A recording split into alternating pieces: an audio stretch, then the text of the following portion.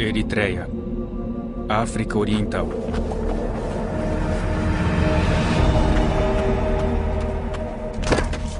Disseram-lhe que renunciasse a ser um cristão evangélico. E ele respondeu que não faria isso. Disseram-lhe, não volte mais a orar. Ele apenas olhou para eles. Como deixar de orar? Disseram-lhe que haveria problemas se ele continuasse a falar de Jesus para os prisioneiros. Disseram-lhe que seria torturado se insistisse em ler os trechos da Bíblia contrabandeados na prisão. Disseram-lhe que o livro era a causa de todos os seus problemas. Disseram-lhe, desista! Desista, pois é perigoso.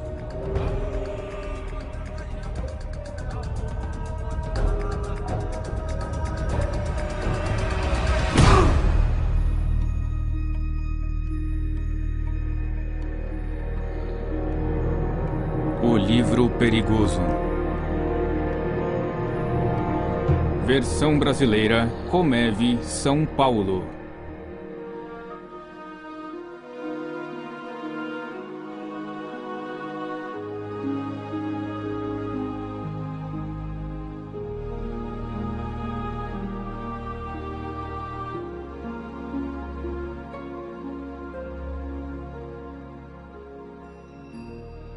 Não parece tão perigoso. Mas Isaac, o prisioneiro que acabamos de ver, discordaria. E não apenas ele, mas milhares em seu país, Eritreia, como milhares no mundo afora, afirmam que este livro é um perigo muito grande. Para esses cristãos, o que vocês verão agora seria considerado um milagre. Observem.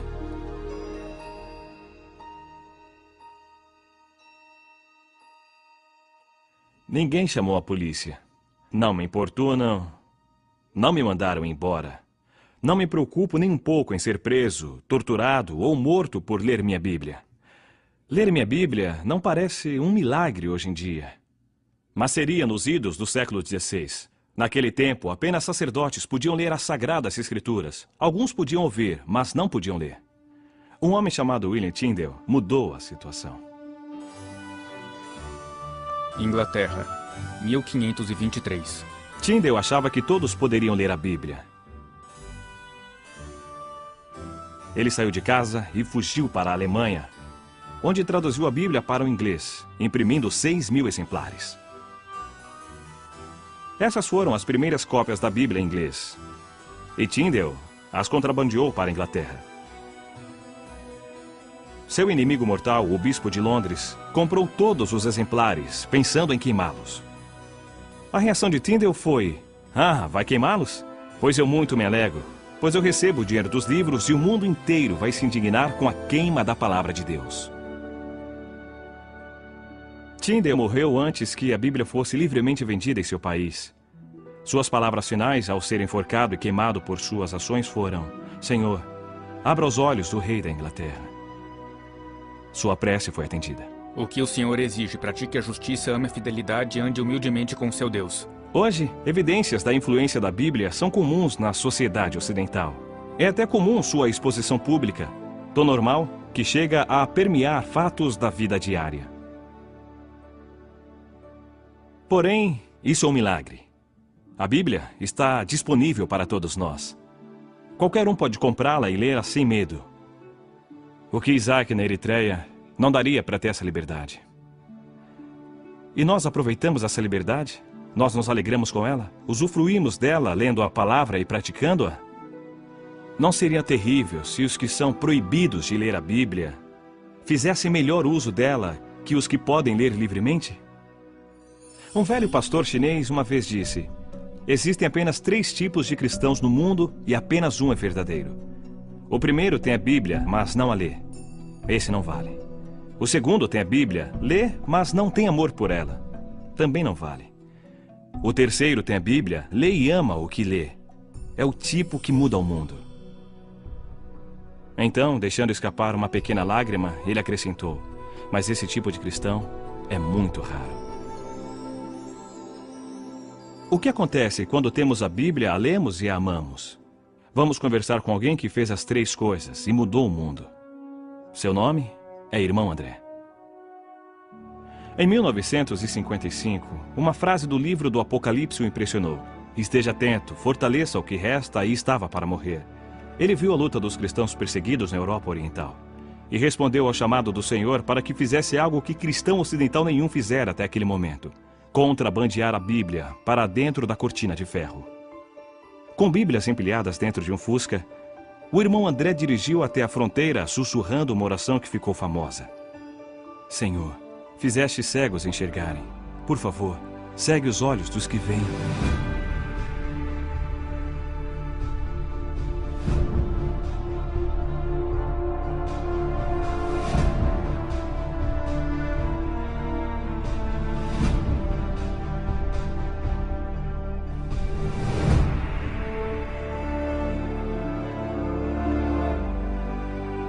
Deus respondeu à sua oração.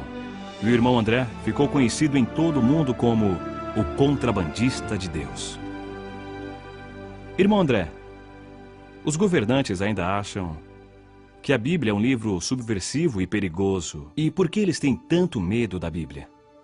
Porque a Bíblia nos faz novas pessoas.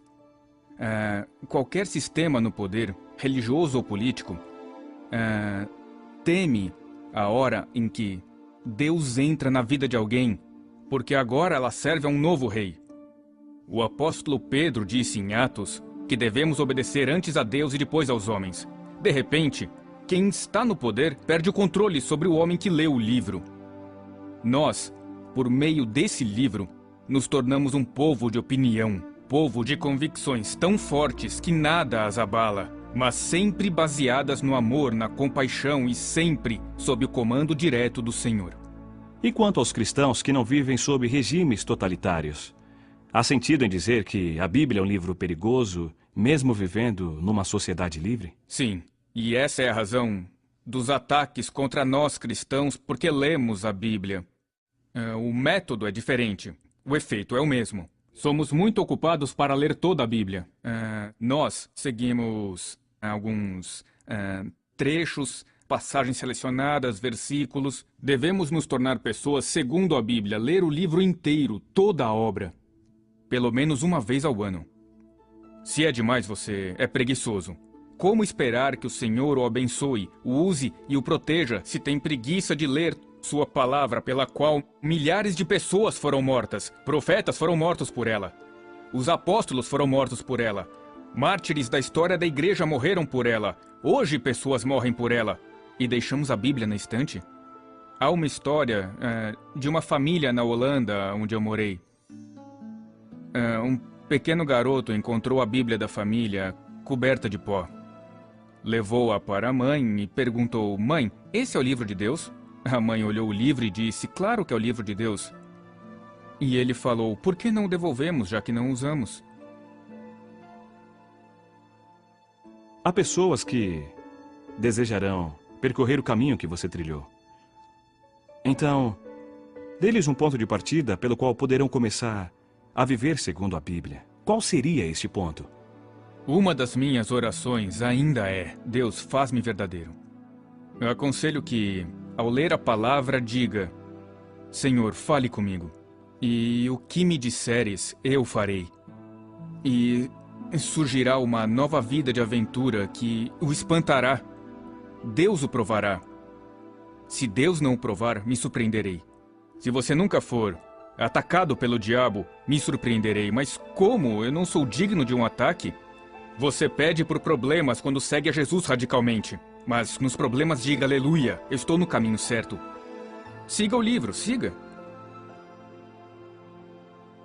Siga o livro. Isso mudará a sua vida. E é aí que surge o perigo. É quando precisamos que a igreja perseguida nos mostre o caminho. Durante a Guerra Fria, eu conheci um fazendeiro da Tchecoslováquia que jamais havia visto uma Bíblia.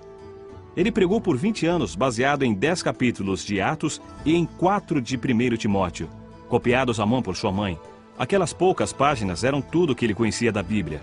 Quando lhe dei uma Bíblia inteira pela primeira vez em sua vida, ele ficou chocado.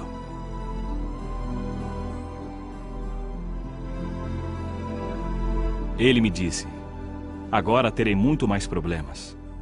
Agradeço por ter me dado o livro mais perigoso do mundo. E depois ele perguntou: você tem esse livro há muito tempo? Diga-me, que belos problemas ele lhe causou. Que pergunta! Foi direto ao meu coração.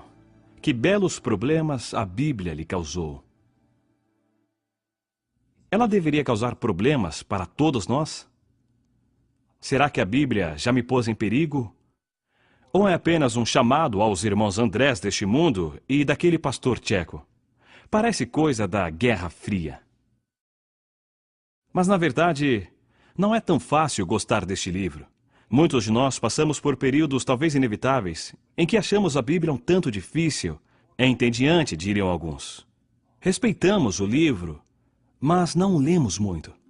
Não é fácil admitir o fato. Mas nos lugares onde cristãos são proibidos de portar uma Bíblia, lugares onde as pessoas arriscam a vida por seguir a Jesus, a Bíblia tem um valor extraordinário. Encarar essas histórias pode mudar o modo como encaramos nossa Bíblia.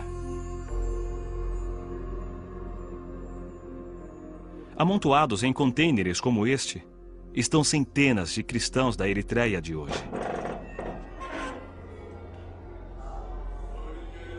Que atos terríveis terão cometido para morrerem assim cozidos em fornos de metal?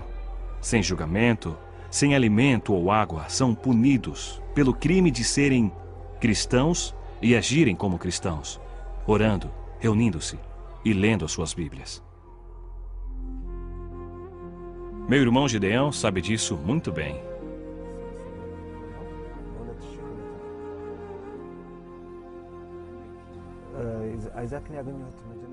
O comandante de Isaac costumava dizer que não o trocaria por 10 outros soldados.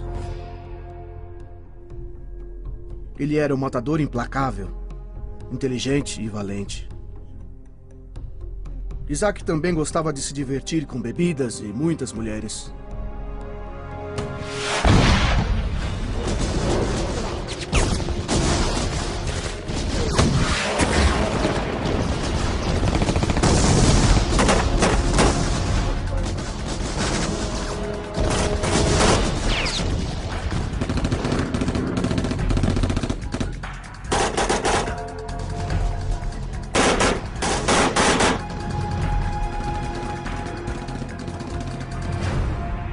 No meio de uma guerra, sobrevivia como podia.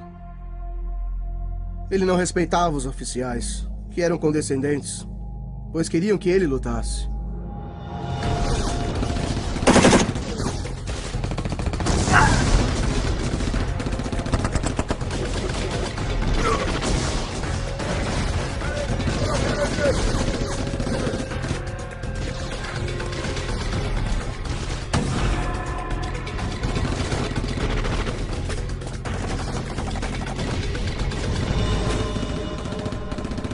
A unidade de Isaac tinha 500 homens. 450 morreram em batalha. A maioria dos sobreviventes estavam seriamente feridos. Isaac saiu ileso.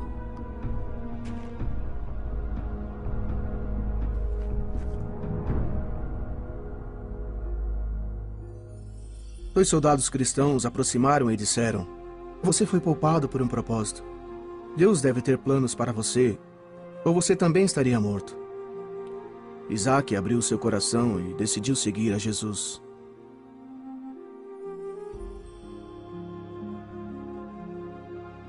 Daquele momento em diante, ele abandonou os vícios, respeitou seus superiores e todos notaram algo muito diferente em Isaac.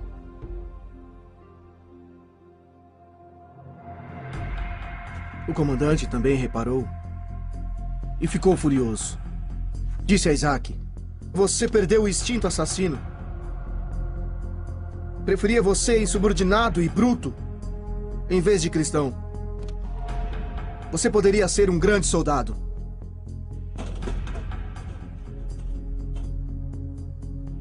Ordenaram a Isaac se afastar dos cristãos. Proibiram que ele lesse a Bíblia.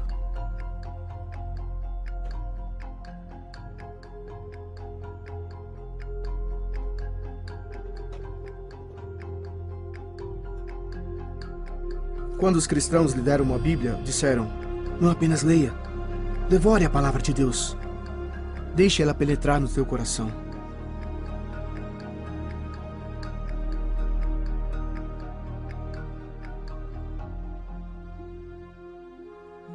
Isaac tinha cuidado para que ninguém o visse lendo a Bíblia.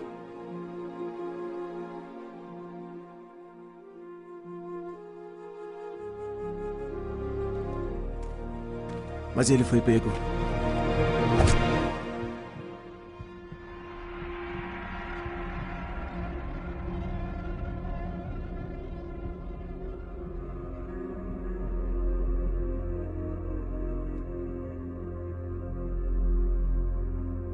Após dias sob o sol, perguntaram a Isaac se deixaria de ler a Bíblia. E ele disse: "Não, eu não posso." As torturas aumentaram. Eles o amarraram e mantiveram na posição helicóptero por 7 longos dias.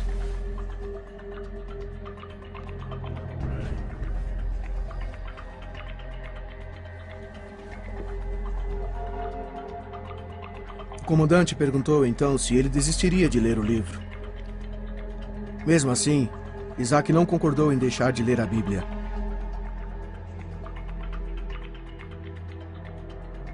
O comandante o jogou dentro do container junto com os outros prisioneiros. Havia tanta gente que eles tinham que dormir em turnos.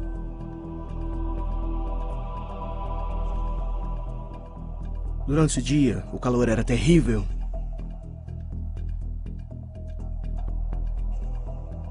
À noite, o frio os fazia tremer.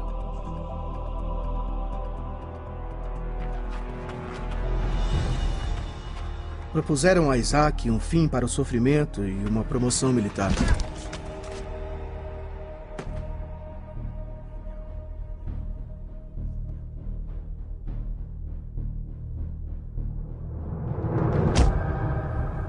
Queriam que ele concordasse em abandonar a Bíblia, não falar com cristãos, não falar de Jesus e não orar.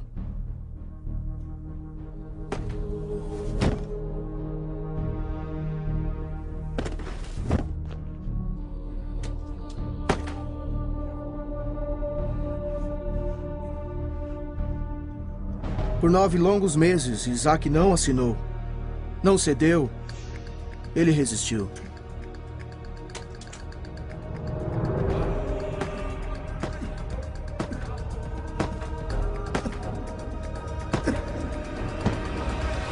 Em 2004, o comandante desistiu. Isaac foi enviado para a prisão na capital, Asmara. Ele ainda está preso. Isaac tem apenas 26 anos. Jamais conheceu um dia sem perseguição. Ninguém sabe quem é Isaac fora da Eritreia, mas na prisão, ele é uma lenda. Novos convertidos fazem fila para obter trechos de sua Bíblia. E ele diz: devorem este livro. Ele trará problemas a vocês, mas vale a pena.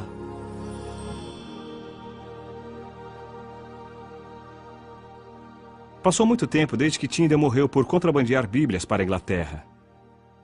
Perseguição por ler a Bíblia já é passado na Inglaterra. Mas a história de Isaac abre os meus olhos para uma incrível liberdade que eu desfruto. Liberdade que Isaac jamais terá.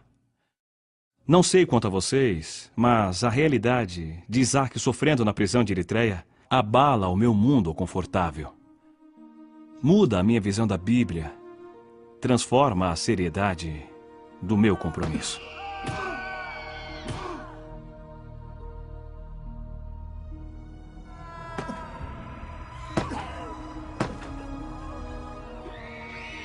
Há sofrimentos nessas páginas.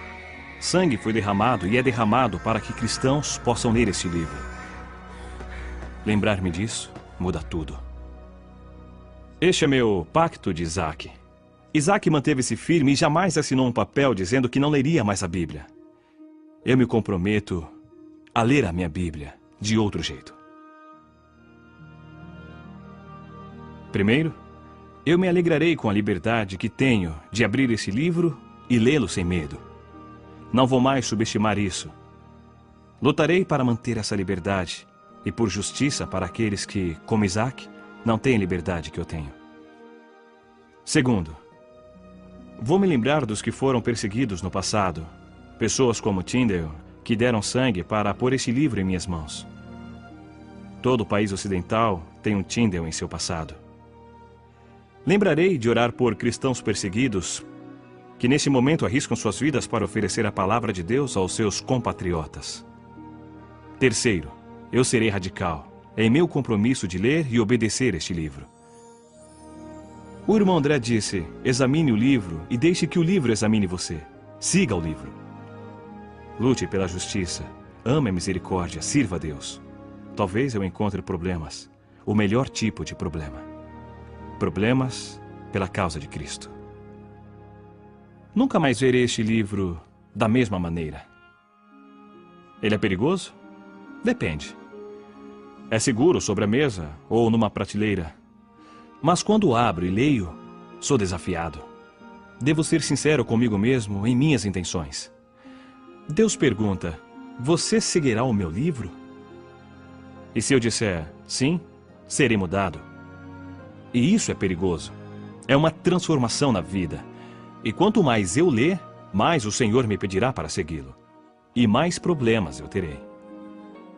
Mas ao longo do caminho, haverá muita alegria por confiar a própria vida nas mãos de Deus. Que lição poderosa mostrou Isaac, preso por causa de Jesus Cristo na distante Eritreia. Sigam o livro. Sigam o livro perigoso.